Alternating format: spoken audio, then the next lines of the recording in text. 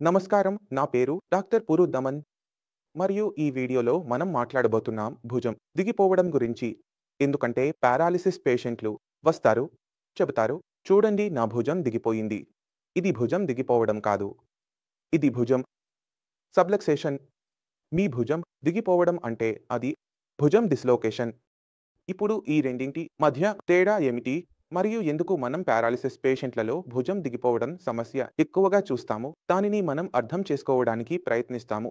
ఇప్పుడు ఎవరికైనా పక్షవాతం వచ్చినప్పుడు, వారి మెదడులో క్లోట్ వచ్చినప్పుడు, అది పగిలినప్పుడు దాని కారణంగా మెదడు ఈ చేతితో ఉన్న సంబంధం కోల్పోయింది. ఇది పోయినప్పుడు ఏమైంది అంటే ఇక్కడి కండరాలు సడలిపోయాయి. ఇప్పుడు ఈ కీళ్లను చూడండి. ఇది గంద కదా. గంద యొక్క కండరాలు ఇక్కడ నుండి ఇక్కడ ఇలా అంటుకుని ఉంటాయి. మరియు ఇది ఇక్కడ నుండి కూడా అంటుకుని ఉంటుంది. ఈ కండరాలే ఈ ఎముకను ఇక్కడ ఈ కీళ్లను బిగించి ఉంచాయి. సరే, మరియు మరేదీ లేదు అందులో. ట్రూపేట అలాంటిదేమీ లేదు. మరియు ఎవరైనా అనిపించినప్పుడు ఇక్కడి కండరాలు సడలిపోతాయి. సడలిపోవడం వల్ల పొడవుగా మారతాయి. పొడవుగా మారడం వల్ల ఈ కీళ్లు భాగం వైపు వచ్చేస్తాయి.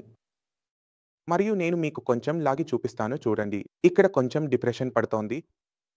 నేను కూడా చాలా ఎక్కువగా బలంగా లాగను. నేను బలంగా లాగినప్పుడు ఇది పెద్దదిగా మారుతూనే ఉంటుంది.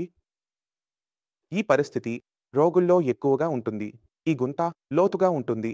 మరియు రోగికి నా భుజం దిగిపోయింది అనిపిస్తుంది. కానీ అది దిగిపోలేదు. అది ఎవరిది? ఎందుకంటే ఇది దిగిపోతే.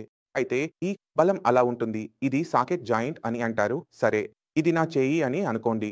మరియు ఇది నా భుజం యొక్క మూల. అది కిందకు వస్తే, కొంచెం బయటకు వస్తే అది జారటం. మరియు మీరు ముందుగా ఇది జారిపోయిందని అర్థం చేసుకోండి. దీన్ని సరిచేయడానికి మనం ఏమి చేయాలో, మనం ఇక్కడి కండరాలకు బలం ఇవ్వాలి. ఈ బలం ఎక్కడి నుండి వస్తుంది? కండరాలకు ఏమీ కాలేదు. కండరాలు చీలలేదు. లిగమెంట్ చీలలేదు. కానీ అవి ఇంకా బలహీనంగా మారాయి, సడలిపోయాయి. ఇప్పుడు వీటిని మనం బిగించాలి. ఇప్పుడు మనం వీటిని బిగించాలనుకుంటే మనం మెదడు నుండి సంకేతాలు పంపించాలి బిగించుకోమని. ఇప్పుడు మెదడులో సమస్య ఉంది. మెదడులో నస్ఫటిహు బ్రంకావైస్ నష్టం జరిగింది. కాబట్టి మనం ఏమి చేయాలో, మనం మెదడులో న్యూరోప్లాస్టిసిటీ చేయాలి. ఇప్పుడు ఈ న్యూరోప్లాస్టిసిటీ అనేది అద్భుతమైన విషయం. ఇది మనకు మాట్లాడటం, నడవటం, విషయాలు అర్థం చేసుకోవటం, గణితం, సైన్స్, క్వాంటం, ఫిజిక్స్, మీరు ఏ విషయం పేరు చెప్పినా దాన్ని చేయగలిగే సామర్థ్యాన్ని కూడా ఇస్తుంది. మనం ఆ పరిస్థితిలో ఉన్నప్పుడు మనం కూర్చోలేకపోయాం, మాట్లాడలేకపోయాం, నడవలేకపోయాం. కానీ ఏమైంది అంటే మన సామర్థ్యాలు మళ్ళీ రావడం ప్రారంభించాయి. కానీ పూర్తిగా రాలేదు. సరే, కొన్ని సామర్థ్యాలు మాకు రావడానికి కారణం ఇదే. ఎవరైనా ప్లాట్ లేదా నరాలు పగిలిపోవడం వల్ల పక్షవాతం వస్తే మొదటి 6 నెలలు గోల్డెన్ పీరియడ్ అని పిలుస్తారు. ఆ సమయంలో కోలుకోవడం జరుగుతూనే ఉంటుంది. ఈ సమయంలో మీరు మందులు తీసుకున్నా, తీసుకోకపోయినా, డాక్టర్ దగ్గరికి వెళ్ళినా, చికిత్స చేయించకపోయినా, ఏదైనా దేవాలయానికి వెళ్తే, గద్వారకు వెళ్తే, ఎక్కడికైనా వెళ్తే, ఎవరి చేతి స్పర్శ వచ్చినా నిశ్చయంగా ఉపశమనం కలుగుతుంది.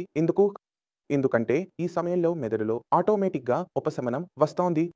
కానీ 6 నెలలు గడిచిన తర్వాత అదే డాక్టర్, అదే దేవాలయం, అదే మస్జిద్ పని చేయడం ఆపేస్తాయి. తెలుసా ఎందుకు? అంటే న్యూరోప్లాస్టిసిటీ ఆటోమేటిక్గా, సహజంగా జరుగుతున్నది ఆగిపోతుంది. అప్పుడు మీకు అనిపిస్తుంది అది మెరుగుపడటం ఆగిపోతుంది. అప్పుడు మనం ఏమి చేయాలి?